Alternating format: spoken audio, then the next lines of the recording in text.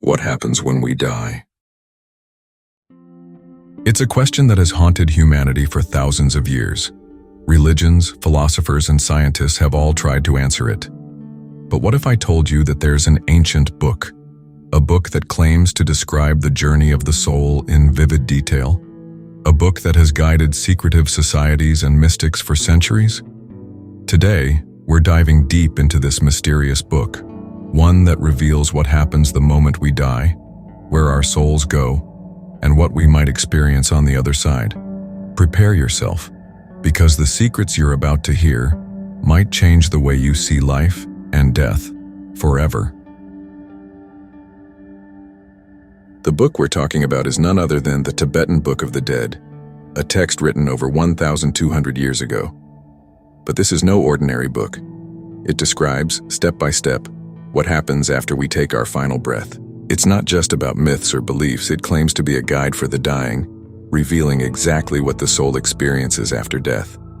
According to this text, the moment we die is only the beginning of an incredible journey. The book describes the exact moment of death as a transition where the physical body shuts down, but consciousness remains fully aware. Many who have had near-death experiences report the same thing: a sense of floating above their own body, hearing the voices of loved ones but being unable to respond, a tunnel of light appearing, calling them forward. But here's where things get even stranger. According to the Tibetan Book of the Dead, after the soul leaves the body, it enters what is known as Bardo, a strange, dreamlike realm that exists between life and the next stage of existence. This is where things start to get mystical and terrifying. Bardo is described as a place where time does not exist. Here, souls experience visions of their past life, reliving their greatest joys and their deepest regrets. But here's the catch. Everything in Bardo is shaped by the soul's own mind. If you lived a compassionate, kind life, you may experience beautiful landscapes, angelic beings, and a feeling of peace. But if you lived a selfish or cruel life, Bardo could become a nightmarish experience, filled with terrifying illusions. The book suggests that this is not punishment. It's simply the soul reflecting its own consciousness back at itself. Pause. Allow this idea to sink in. And here's where it gets even more shocking. According to the text, what happens next depends entirely on the choices the soul makes in this in-between state. In Bardo, the soul reaches a crucial moment. It must either 1. Recognize that everything it sees is an illusion and escape the cycle of rebirth. 2. Or follow its emotions, fear, attachment, desire, and be reincarnated into a new life.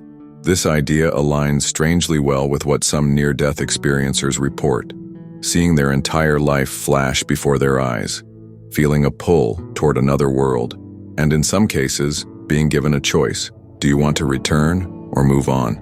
Could this book be revealing something deeper? Could it be that death is not the end, but merely a transition, a test, a passage to something greater?